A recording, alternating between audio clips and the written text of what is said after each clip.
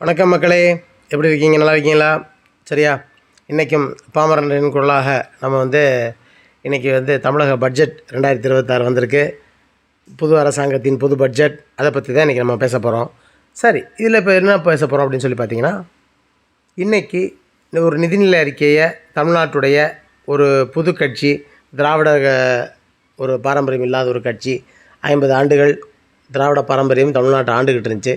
அதிலிருந்து வேறுபட்டு ஒரு புதுவிதமான இளைஞர்களின் மாற்றமாக ஒரு கட்சி உருவாகி, அந்த இளைஞர்களுடைய எதிர்காலமாக இந்த கட்சியின் தலைவரை பார்த்து அவங்களுக்கு இந்த புது வாக்காளர்கள் இவங்கெல்லாம் ஓட்டு போட்டு இந்த தமிழ்நாட்டை தூக்கி நிப்பாட்டிடுவாங்க அப்படின்ற ஒரு ஆசையோட, ஒரு அன்போடு இவங்களை ஆட்சி அமைக்க வச்சுருக்காங்க. இந்த ஆட்சியில் இன்னும் ஒரு 90 நாள் 100 நாளில் எவ்வளவோ விஷயங்கள் கடந்து போயிருக்கு. அதை பற்றி நம்ம இப்போ பேசுகிறதுக்கு இல்லை. இப்போ நம்ம இந்த நிதிநிலை அறிக்கை தமிழ்நாட்டுக்கு இந்த ஒரு வருஷத்தில் இந்த புது ஆட்சியின் மூலமாக அவங்க கொடுத்த வாக்குறுதிகள் இப்படியெல்லாம் கொடுத்துருக்காங்க. இந்த வாக்குறுதிகளை அவங்க எவ்வளோ தூரம் நிறைவேற்ற போகிறாங்கன்றது தான் ஒரு ஆண்டுடைய நிதிநிலை அறிக்கையை தெரிவிக்கும்.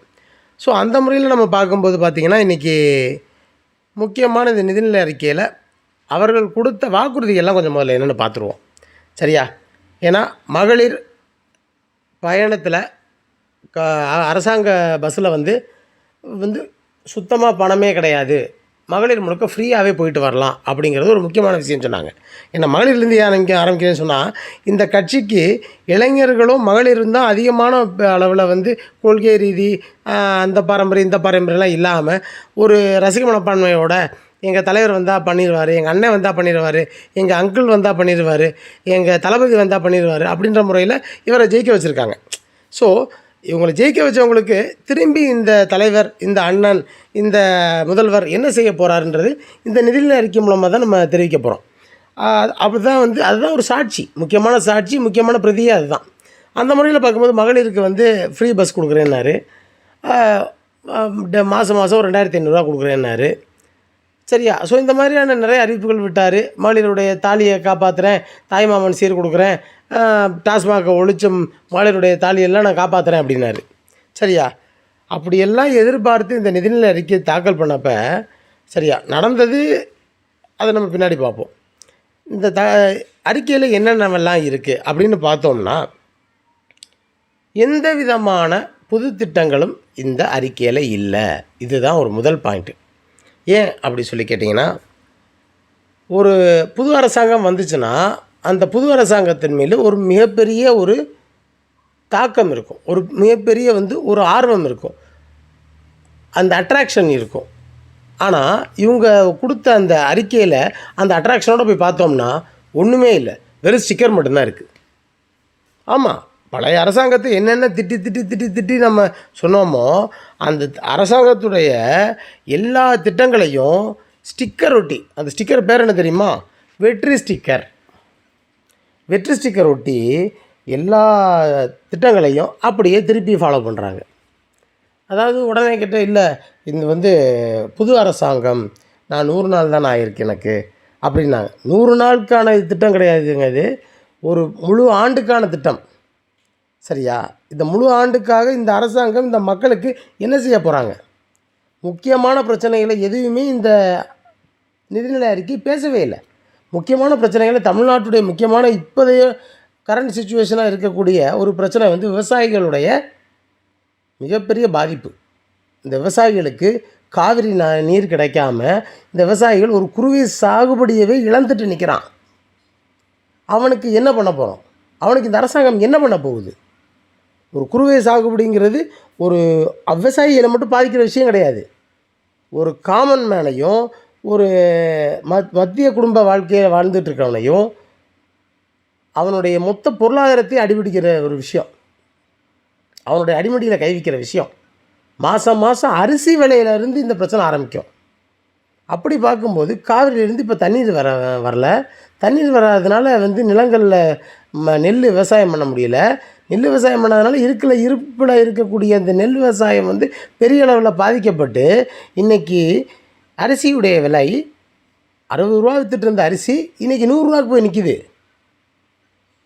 அதுக்கு இந்த அரசாங்கம் என்ன பதில் சொல்ல போகுது? அந்த பதில் கிடையாது. அடுத்தது, இளைஞர்களுடைய வேலை வாய்ப்பு. இந்த இளைஞர்களுடைய வேலை இப்போ அவ்வளோ முதலீடு வந்திருக்கு, இவ்வளோ முதலீடு வந்திருக்கு, பல அரசாங்கம் முதலீடே கொடுக்கல. அதனால தான் ஆந்திராவுக்கு போயிடுச்சு, கர்நாடகாவுக்கு போயிடுச்சுன்னு சொல்லி வாய் கிளியே பேசிய தொழில்துறை அமைச்சர், நாங்கள் அவ்வளவு 100 நாட்களில் அவ்வளவான நாங்கள் முதலீடுகள்லாம் வாங்கியிருக்கோம், இவ்வளோ வேலைவாய்ப்பு உருவாயிருக்குன்னு சொன்ன அந்த தொழில்துறை அமைச்சர் இந்த நிதிநிலை அறிக்கையில் இவ்வளோ இளைஞர்களுக்கு நாங்கள் வேலைவாய்ப்பு கொடுத்துருக்கோன்றதை பற்றி ஒரு வாய் யாரும் திறக்கலை. ஆனால் அவர் பேசுகிற அந்த ஆட்டிடியூட் இருக்குது தெரியுமா நம்ம நிதியமைச்சர், அப்பப்பா சரியா? ஏன்னா தமிழ்நாட்டுக்கே அவர் தான் சொந்தக்காரர் மாதிரியும், தமிழ்நாடு அவருக்கு சொந்தமானதுன்ற மாதிரியும் அவருடைய வார்த்தைகள் இருக்குது. அதையும் தாண்டி அவருக்கு தமிழ் வரல, அது வேறு விஷயம். தமிழ்நாட்டில் இருக்கக்கூடிய தமிழ்நாட்டு அமைச்சருக்கு தமிழ் வரவில்லை, சரியா? இதைத்தான் நம்ம தலைப்புச் செய்தியாக போட்டிருக்கணும், போட முடியலை. அவர் ஏதோ ஒரு கணக்கெல்லாம் சொல்கிறாரு, 7000 5000 4000 3000 மொத்தம் எத்தனை ஆயிரத்தின்னு அவருக்கு மட்டும்தான் வெளிச்சம். சரி, இருந்துட்டு போகுது அப்படின்னு சொன்னால் அதோடு சரி. என்னங்க இப்படி நிதி நிலைமை இப்படி இருக்குது, இப்படி வேறு என்ன அறிக்கை வந்திருக்கு? சரி, மகளிர் பஸ்ஸு போச்சு, மகளிருக்கு 2500 போச்சு, சரியா? 6 சிலிண்டர் நான் வந்த உடனே மகளிருக்கு அந்த 6 சிலிண்டர் ஃப்ரீ பண்ணி கொடுப்பேன்னாரு. 6 சிலிண்டர் இவர் எப்படி ஃப்ரீ பண்ணி கொடுப்பாருன்ற விஷயம் எனக்கு தெரியல. இது அவர் அடிக்கடி கேட்பார், பழைய அரசாங்கம் நீட் ரகசியம் சொல்லிச்சா அப்படின்ற மாதிரி இந்த சிலிண்டர் ரகசியமாகவே இருக்குமா என்னென்னு வருங்காலத்தில் பார்த்தா தான் தெரியும். அதை விட்டுருவோம். அடுத்து பார்த்திங்கன்னா, இப்போ நம்ம ஒரு விஷயம் சொன்னோம் இல்லையா, ஸ்டிக்கர் அரசாங்கம் அப்படின்னு சொல்லி. நான் இதை நான் உண்மையிலேயே சொல்கிறேன், வெற்றி ஸ்டிக்கர் ஒட்டுற நிதிநிலை அறிக்கையாக தான் இதை பார்க்குறேன், சரியா? இதை நிதிநிலை அறிக்கைன்னு சொல்கிறத விட ஸ்டிக்கர் அறிக்கைன்னு சொல்லலாம். ஏன்னா இருக்கிறவே பழைய திட்டங்களுடைய அந்த பழைய திராவிட இயக்கங்கள் இதெல்லாம் வச்சக்கூடிய அந்த பேர்களை எடுத்துகிட்டு வெற்றியை சேர்த்துட்டா புது நிதிநிலை அறிக்கை, அவ்வளவுதான். இது நிதிநிலை அறிக்கை, அவ்வளவுதான் நம்ம சொல்ல முடியும். ஏன்னா இளைஞர்களுடைய வேலைவாய்ப்பும் போச்சு, சரியா?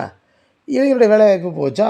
அடுத்தது பார்த்தோன்னா, அந்த காமன் மேன் ஒருத்தனை பேசணும் இல்லையா, அதாவது நடுத்தர வர்க்க குடும்பங்கள், அந்த குடும்பங்களுக்கு உண்டான எந்த விதமான சலுகைகளும் இந்த அரசாங்கம் கொடுக்கல. இதில் பெரிய கொடுமை என்னென்னா, வயது மூத்தவர்களுக்கு கொடுக்கக்கூடிய அந்த பென்ஷன் ஃபண்டில் ஒரு பார்ட் ஆஃப் த அமௌண்ட்டை கட் பண்ணி வச்சுருக்காங்க. இது எதுக்கு இந்த ஓய்வூதிய நிதியை கம்மி பண்ணாங்கன்றது அவங்களுக்கே வெளிச்சம், சரியா? பத்தாவதுக்கு தமிழ்நாட்டின் மிக முக்கியமான வருவாயாக இருக்கக்கூடிய எதை திட்டி இந்த அரசாங்கம் ஆட்சிக்கு வந்துச்சோ, நான் சொல்கிறது உங்களுக்கு புரிஞ்சுருக்கோம். என்னது? அதுக்கு பேர் டாஸ்மாக். ஏன்னா தமிழ்நாடே டாஸ்மாகில் தானே இயங்கிட்டு இருக்கு. எங்கள் குடிமகன்களை நம்பித்தான் இந்த தமிழ்நாடு குடிமக்களே வாழ்ந்துக்கிட்டு இருக்கோம், சரியா? நான் குடிக்காதவன்னு இங்கே வெளியே எங்கேயுமே இனிமேல் சொல்லிட முடியாது. ஏன்னு கேட்டிங்கன்னா, அந்த குடிக்கிற பணத்திலேருந்து வர்ற வரியின் மூலமாக அதை விற்று வர்ற காசின் மூலமாக தமிழ்நாட்டு மக்களாகி நமக்கு ஏதோ நிறைய பயன்கள் கிடச்சிக்கிட்டு இருக்கு. வாழ்க்கை குடிமக்கள் அவங்களையும் ஒரு பக்கம் வச்சுக்குவோம், சரியா? நம்ம அந்த நிதிநிலை அறிக்கையில் ஒரு விஷயம் சொன்னார் பார்க்கணும், அதுதான் உச்சக்கட்ட காமெடியே. அந்த 10 ரூபா பாட்டிலுக்கு 10 ரூபாயை குறைச்சதுனால டாஸ்மாகுடைய வருவாய் சூப்பராக ஏறி இருக்குது அப்படின்னாரு. என்னது? டாஸ்மாகுடைய வருவாய் சூப்பராக ஏறி இருக்கா? ஏங்க இப்படி எல்லாம் பேசுகிறீங்க? இந்த நிதிநிலை அறிக்கை நிதியை அவர் தமிழ் தான் வாசிக்க தெரியல, நிதியை வாசிக்கவே தெரியாதுன்னு நினைக்கிறேன். என்ன குடும்பம்னு கேட்டிங்கன்னா, இத்தனை ஆண்டு காலமாக டாஸ்மாக் அந்த டிபார்ட்மெண்ட்டு மட்டும்தான் லாபங்களை கொட்டி கொடுக்கக்கூடிய ஒரு டிபார்ட்மெண்ட்டாக இருந்திருக்கு. நான் ஏன் இதை சொல்கிறேன்னு கேட்டிங்கன்னா, அப்போ அந்த பழைய ஆட்சியே 10 ரூபா குறைச்சிக்கிட்டே வந்திருக்கு பார்த்துக்கோங்களேன், சரியா? இது இப்பெல்லாம் பேசுகிறத விட்டுட்டு அங்கே இருக்க அமைச்சர்களும் இந்த சபாநாயகர் உட்பட, அவர் சபாநாயகர் ஆளுங்கட்சியுடையவர் தான் சபாநாயகர் உட்கார வருவார், சரி, அவர் உட்கார்றாருன்னு ஒத்துக்கிறோன்னு சொன்னாலும், ஆனால் அவர் ஆளுங்கட்சி சபாநாயகராக இருக்காரே தவிர அவர் சபாநாயகன்ற நடுநிலை சபாநாயகராக அவர் மாறவே இல்லை, சரியா? மைக் ஆன் பண்ணுறாரு, மைக் ஆஃப் பண்ணுறாரு. அவர் அதாவது முதலமைச்சர் ஃபினிஷ் அப்படின்னு காட்டுறதுக்கு அவர் அனுமதி கொடுக்குறாரு. ஆனால் பத்திரிகை செய்தியெல்லாம் படிக்கக்கூடாதுங்கிறாரு. என்கிட்ட அனுமதி கேட்காம பத்திரிகை செய்தியெல்லாம் படிக்கக்கூடாதுங்கிறாரு. ஆனால் அவர் பத்திரிகை செய்தியை வச்சு பேசுவார். இதுதான் அதான் சொல்கிறேன்ல, சட்டசபை மாதிரி இல்லை, சர்க்கஸ் கூடாரம் மாதிரி இருக்குது. இதை எதிர்க்கட்சி தலைவர் சொன்ன மாதிரி சர்க்கஸ் கூடாரம் மாதிரி தான் இருக்குது. கோமாளிகள் தான் தெரியும். ஆனால் அங்கே இருக்க கோமாளிகள் அங்கே இருக்க எம்எல்ஏக்கள் கிடையாது. ஓட்டு போட்டு ஜெயிக்க வச்சான் பார்த்தீங்களா, அவன் தான் இன்றைக்கி கோமாளியாக நிற்கிறான். இப்போ 60 ரூபா வாங்கிட்டு இருந்தேன், என்னப்பா உடனே அந்த கட்சி மக்கள் வரலாம், என்னப்பா என்னடா நீங்கள் இப்படி தான் எல்லாம் பேசுவீங்க, நீங்கள்லாம் எதிர்கட்சிக்காரங்க அப்படி தான் பேசுவீங்க. எதிர்கட்சிக்காரன் இல்லைப்பா, சோறு திங்கிற மக்கள் நான், சரியா? ஒரு மூட்டை அரிசி எடுத்தால் என் குடும்பத்துக்கு 1500 வந்துக்கிட்டு இருந்த நேரத்தில் இன்றைக்கி அந்த ஒரு மூட்டை அரிசி 3000 விற்கிறான். 2 மடங்கு ஆகிப்போச்சு. மிச்சம் இருக்க 1500, நான் சம்பளம் எனக்கு 1500 ஏறலையே, என்னுடைய சம்பளம் ஏறல. இது அரிசின்னு ஒரு காமன் விஷயத்து மூலமாக சொல்கிறேன். ஏன்னா காவிரி தண்ணிக்கும் அரிசிக்கும் இப்போ சம்மந்தம் இருக்குது. நான் மதியம் திங்க போகிற சோர்த்துலையும் என் காவிரி தாயுடைய பங்கு இருக்குது. சரியா? அதில் ஒரு ஸ்டண்ட் அடிக்கிறீங்க. ஆனால் உனானா என்ன ஸ்டண்ட் அடிக்கிறீங்க? நான் போய் கர்நாடகாவில் போய் கர்நாடகா முதலமைச்சரை பார்த்து பேச போகிறேன். என்னங்க இதெல்லாம்? என்னங்க எப்படிங்க வந்துக்கிட்டு இருக்கீங்க? இன்றைக்கிங்க தமிழ்நாட்டிலேருந்து கர்நாடகாவுக்கு போய் பேச்சுவார்த்தை நடத்தியிருக்கோம். நம்ம உரிமைங்க அது. நம்ம என்ன போய் பிச்சை எடுக்கணும்? அங்கே போய் எனக்கு வர வேண்டிய காவிரி தண்ணி நான் கேட்ட வயதுக்கு வாங்கணும். அது ஏன் என் வீட்டையே நான் போய் குடியிருக்கிறதுக்கு வாடகை இருந்து குடியிருக்கிற மாதிரி ஆகாதா? சரி, இது உரிமை சம்மந்தப்பட்ட விஷயம். நம்ம மறுபடியும் நிதிநிலை அறிக்கைக்கே வந்துடுவோம். நிதிநிலை அறிக்கையில் அடுத்தது என்ன நம்ம சொல்லப்பட்டிருக்கு?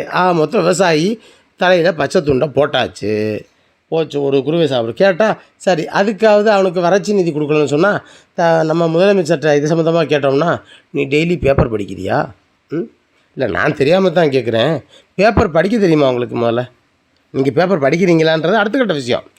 அவர் பேப்பர் படிக்கிறாருன்றதே அவர் சட்டசபையில் சொன்னதுக்கப்புறம் தான் தெரியும். ஓஹோ, அவர் டெய்லி பேப்பர் படிக்கிறாரு போல் இருக்குன்னு. சரியா? எனக்கு தெரியல அவர் டெய்லி பேப்பர் படிக்கிறாருன்றது. தமிழக மக்கள் டீ கடை பெஞ்சில் உட்காந்துக்கிட்டு நம்ம தான் டீ கடை பெஞ்சில் உட்காந்து பேப்பர் படிக்கிறோன்னு நினச்சோம். இல்லைங்க, முதலமைச்சரும் பேப்பர் படிக்கிறாரு போல் இருக்குது. அப்போ நம்ம முதலமைச்சர் சொன்ன மாதிரி நம்மளும் பேப்பர் படிப்போங்க. ஏன்னா அப்போ தானே இந்த திட்டத்துடைய, இந்த அரசாங்கத்துடைய லட்சணம் நமக்கு என்னென்னு தெரிய வரும் அப்படின்னு சொல்லி இன்னும் 2 பேப்பரை சேர்த்து பேப்பரை டீ கடைக்காரர் நிப்பாட்டலான் இருந்தாப்புல. சரியா? எவன்டா பேப்பர் படிக்கிறீங்க? எல்லாம் ஃபோனில் இன்ஸ்டாகிராமும் இதில் தான்டா வாட்ஸ்அப்லேயும் தான்டா நியூஸ் பார்க்குறீங்க அப்படின்னு சொல்லி இப்போ தான் டீ ஆற்றிக்கிட்டே பேசிக்கிட்டு இருந்தாப்புல. ஆனால் இதை கேட்ட உடனே, முதலமைச்சர் சொன்னதை கேட்ட உடனே இன்னும் 2 தமிழ் பேப்பரை புதுசாக சப்ஸ்கிரிப்ஷன் போட ஆரம்பிச்சிருவோம் அப்படின்ட்டாப்புல. சரியா? அது ஒரு பக்கம் இருந்துட்டு போகுது. சரி, அடுத்தது பத்தாவதுக்கு நமக்கு அதுக்கு இந்த இந்த இந்த எதிர்க்கட்சியினர் பேசுகிறதுக்குன்னு ஒரு டீம் ஆஃப் மினிஸ்டர்ஸ் வச்சுருக்காங்க. இந்த மினிஸ்டர்லாம் மக்களுக்கு நல்லது செய்கிறாங்களோ இல்லையோ, எதிர்க்கட்சிகளை எப்படி திட்டுவது, எதிர்க்கட்சிகளிடம் எப்படி ஆப்போசிட்டாக பேசுவது, எதிர்க்கட்சிகளை எப்படி கலாய்ப்பது அப்படின்னு பேசுகிற மாதிரி பேசுன்னு பார்த்தா ஒரு மினிஸ்டர்கிட்டையும் ஒரு உருப்படியான பேச்சு வரல. சரியா? சரி, அதெல்லாம் விட்டுருவோம். நம்ம எதுக்கு நம்ம போய்ட்டு அரசியலுக்குள்ளெலாம் போய்கிட்டு மறுபடியும் நம்ம நிதிநிலை அறிக்கைக்கே வந்துடுவோம்னு வச்சுக்கோங்க. இந்த நிதிநிலை அறிக்கையில் அடுத்த பார்த்தோம்னா, சரி, மாணவர்களுக்கு லேப்டாப் கொடுக்குறோம், அதுவும் ஸ்டிக்கர் திட்டம் தான் இருந்துட்டு போகுது. சரியா? ஸ்டிக்கருக்கு ஒட்டுங்க, நான் வேணான்னு சொல்லலை. ஏன்னா நமக்கு என்ன தெரியும், புதுசாக திடீர்னு நிர்வாகத்துக்குள்ளே குதிச்சுட்டு ஏன்னா பழைய திட்டங்கள்லாம் திட்டி தான் வந்தோம். அது வந்துச்சா இது வந்துச்சான்னு கடைசி உள்ளே பார்த்ததுக்கப்புறம் தெரியும் எல்லாம் தங்கமான திட்டங்களாக இருக்குது. சரியா? எல்லா திட்டமும் அம்சமான திட்டங்களாக இருக்கே, நம்ம அவசரப்பட்டு திட்டோமே அப்படின்னு சொல்லி இப்போ நம்ம பார்த்துக்கிட்டு இருக்கோம். சரியா? நம்ம திணறது நமக்கு தான் தெரியும். இருந்தாலும் கீழே விழுந்தாலும் மீசையில் மண்ணோட்டாமல் இப்போ தானே பேசி ஆகணும், அரசியலில் உள்ளே இருக்கோம். அப்படின்றனால புது அரசாங்கம் அந்த வேலையை தான் பார்க்குது. வேலை வாய்ப்பு போச்சு. சரியா? விவசாயம் போச்சு. சரியா? ஊக்கத்தொகை போச்சு. சரி, இளைஞர்கள் நண்பா நண்பீஸ் உங்களால் தான் நான் ஜெயித்தேன் அப்படின்னு சொல்லி அடிக்கடி சொல்கிற நம்ம முதலமைச்சர், சரி இளைஞர்களுக்கு அந்த 4000 ரூபாய் கொடுப்பாருன்னு பார்த்தா அந்த வேலை இல்லாத பட்டதாரி இளைஞர்கள், சரி நம்ம ஓட்டு மட்டும் போட்டுட்டு 4000 ரூபாயை லவட்டிட்டு போயிடலாம் அப்படின்னு காத்திருந்தான். பாவம், அவனுக்கும் கடைசியில் அல்வா, அவனுக்கும் இந்த பட்ஜெட்டில் இந்த 4000 ரூபாய் இல்லை. ஆனால் ஒன்றுமே இல்லாத பட்ஜெட்டை நிதிநிலை அறிக்கையை சப்மிட் பண்ணிவிட்டு, ஐயையோ நம்ம நிதியமைச்சருடைய ஆட்டிடியூடு பார்க்கணுமே, அப்படியே மேலே அப்படியே பார்த்துட்டு, அங்கே பார் தெரியுது பாரு, எங்கள் அப்பன் தெரியுறான் பாரு அப்படிங்கிற மாதிரி மேலேயே பார்த்துட்டு பேசுகிறாருங்க. அவர் தான் அப்படி பேசுகிறாருன்னு பார்த்தா நம்ம முதலமைச்சர் பார்க்கணும். அதை நம்ம என்ன சொல்கிறதுனே தெரில. வடிவேலு சந்திரமுகி படத்தில் ரஜினி ஐயா அவரை விட்டுட்டு வந்துடுவார். விட்டுட்டு வந்தவுடனே அந்த அடுத்த சீனில் நம்ம நாசர் தம்பி தம்பி என்னடா ஆச்சு, ஏன்டா இப்படி உட்காந்துருக்கு அப்படின்வார். அப்போ இப்படி கையை வச்சுக்கிட்டு இப்படி மேலே பார்த்த மாதிரியே போஸ்ட் கொடுத்துட்டு உட்காந்துருப்பார். அதே போஸ்ட்டில் உட்காந்துருக்காருங்க இவர். சரியா? ஒருவேளை நம்மளையெல்லாம் முதலமைச்சர் ஆக்கிட்டான்ற ஷாக்கில் இருந்து இன்னும் அந்த மனுஷன் வெளியே வரலையோ நம்ம பாவம். சரியா? ஏன்னா நமக்கும் கலாய்க்கிறதுக்கும் நமக்கும் ஓரளவு இருக்குது. அப்புறம் நம்மளும் கைது தான் ஆக முடியாதுல்ல, அதுவும் பார்க்க வேண்டியிருக்கும். சரியா? உதயநிதி கைதானார், அண்ணன் கைதாகி நல்லா ரோட் ஷோலாம் போயிட்டு வந்தார். உதயநிதி ஐயா அளவுக்கு நம்ம கிடையாதுல்ல, நம்ம சாதாரண பாமர மக்கள். சரியா? நம்ம கைது பண்ணால் யார் பேச போகிறா? பாமரனெல்லாம் இன்றைக்கி யார் கண்டுக்கிறா? பாமரனை ஒரு அரசாங்கமே கண்டுக்காமல் நிதிநிலை அறிக்கையை வெத்து அறிக்கையாக கொடுத்து வச்சுருக்கு. நம்மெல்லாம் ஏமாத்துறோம். பத்தாவதுக்கு அதை விட்டுட்டு இன்னொன்று சொல்லுவார் பாருங்கள் எங்கள் நிதியமைச்சர் கோவமாக, ஒவ்வொரு ரேஷன் கார்டில் ஒவ்வொரு தலைக்கு மேலே 1,28,000 கடன் வச்சுட்டு போயிருக்கு பழைய அரசாங்கம் அப்படின்னு சொல்லிவிட்டு டக்குன்னு பிளேட்டை மாற்றி ஐயோ அரசாங்கம் அப்படி பேசிருச்சா 1,28,000 கடன் இருக்கா எனக்கு ஐயோ அப்படின்னு திரும்பி கண்ணை மூடி திரும்பி பார்க்குறேன். இந்த பக்கம் 3 மாதத்தில் 20,000 கோடி ரூபா கடன் வாங்கி வச்சுருக்காங்க. ஏங்க என்னங்க இப்போ தாங்க 1,28,000 எனக்கு கடன் இருக்கு நீங்கள், அப்போ 20,000 டிவைடட் பை 140 கோடி சரி 7 கோடி மக்கள்னு போட்டால் இன்னும் 1,50,000 லட்சம் ஆகிப்போச்சுங்க என் கடன். ஐய அப்போ வட்டி அப்போ இதெல்லாம் கட்ட மாட்டிங்களா? அப்போ என்ன போச்சு? அப்போ இன்னும் 1.5 லட்சத்தை 1.5 லட்சமாக ஆக்குனது தான் புது அரசாங்கத்தின் மாற்றம். ஆமாம், மாற்றம் பண்ணியிருக்கோம்ல. என்ன எல்லா இது அறிவிப்புல எல்லாத்தையும் பண்ணியிருக்கோம். என்ன பண்ணியிருக்கோம்? எல்லா திட்டத்தையும் மாற்றிருக்கோம். எல்லா திட்டத்துலேயும் வெற்றி அப்படின்னு சேர்த்துருக்கோம். அதில் ஒரு முக்கியமான ஒரு திட்டம் இருக்குன்னு பார்க்கணும், ஆடு திட்டம். ஆடு திட்டம் எப்படி பாடுது ஆடு தெரியுமா? அந்த ஆட்டுக்கெல்லாம் இனிமேல் வந்து நீங்கள் வந்து எப்படி சொல்கிறது, இனி ஜமுனாபாரி, அப்புறம் வந்து என்ன ஆடு, கருப்பாடு, வெள்ளாடு அப்படிலாம் கிடையாது. எல்லா ஆட்டுக்கும் ஒரே காமன் நேம், வெற்றி ஆடு. இனிமேல் எங்கள் ஆடு எப்படி வளருதுன்னு மட்டும் பாருங்கங்க. ஆடுலாம் அவ்வளோ பெருசாக வளரும் சரியா? 10 கிலோ ஆடெல்லாம் 15 கிலோ வளரும். ஏன்னா அது சாதா ஆடு இல்லை, வெற்றி ஆடு சரியா? இதில் எப்படி லிஸ்ட் எடுக்க போகிறாங்கன்னு தெரில.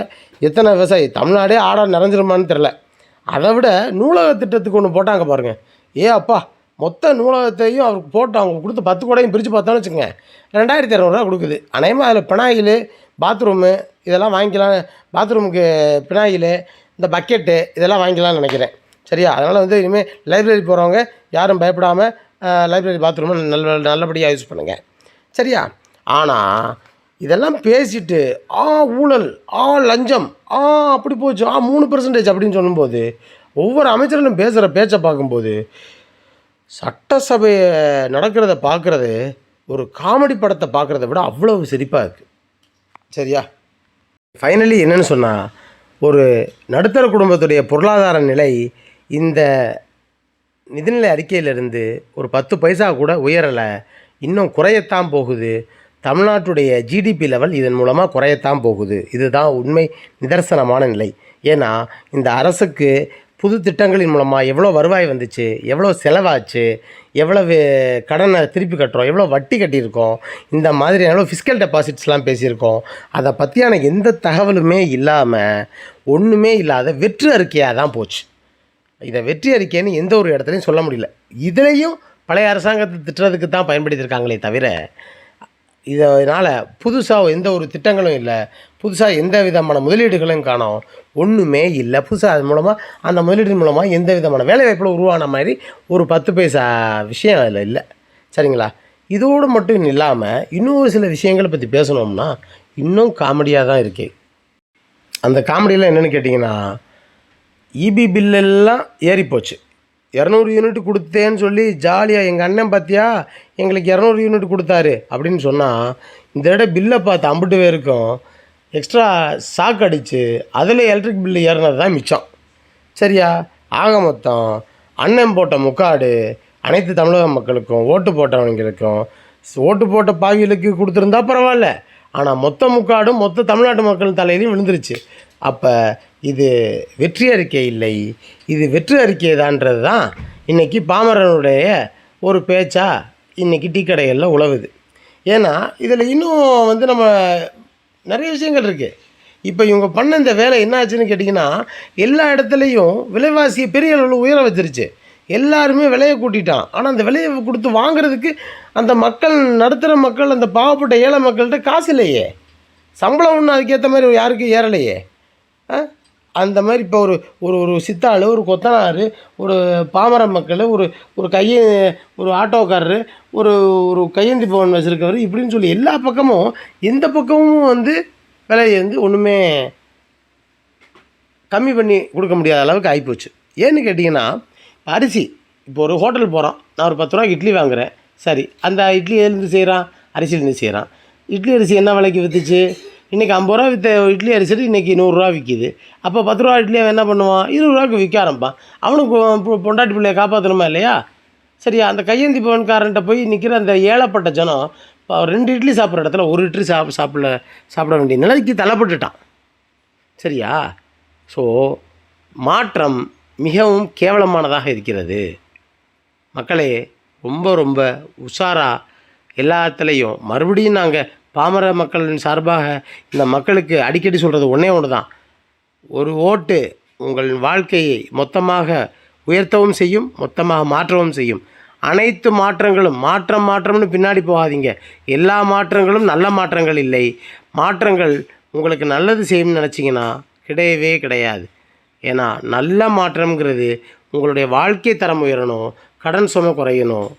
சம்பளத்தின் மூலமாக குடும்பத்துக்கு தேவையானதை சேமிக்கணும். அப்போ தான் இந்த மாற்றம் ஒரு நல்ல மாற்றமே தவிர, இல்லை என்றால் இந்த நிதிநிலை அறிக்கையை நடுத்தர மக்களுக்கு கடன் சுமையையும் வாழ்க்கை சுமையையும் கூட்டக்கூடிய ஒரு கேவலமான நிதிநிலை அறிக்கைன்றது தான் பாமரர்களினுடைய மனசில் இருக்கக்கூடிய இன்றைக்கி ஒரே ஒரு சொல்லாடல். சரிங்களா? சரி மக்களே, இந்த விஷயத்தை எல்லாத்தையும் நீங்கள் நல்லபடியாக புரிஞ்சுக்குவீங்க. தொடர்ந்து இந்த அரசாங்கத்தை கேள்வி கேளுங்க. அரசாங்கத்திட்ட என்ன நடவடிக்கைகள் நடந்துகிட்ருக்குன்றதை கூர்ந்து கவனிங்க. நம்மளுடைய சேனல் மூலமாக தொடர்ந்து இந்த அரசாங்கத்தின் மீது கேள்விகள் வைப்போம். இதை விவாதிங்க, வீட்டுக்குள்ளே விவாதிங்க, வீட்டுக்கு அரசியல் சொல்லிக் கொடுங்க.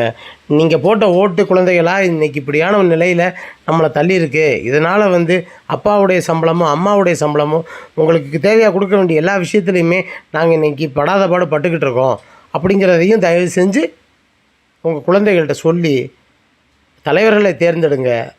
கொள்கை ரீதியான தலைவர்களை தேர்ந்தெடுங்க. ரசிக மனப்பான்மையோடு பார்க்காதீங்க.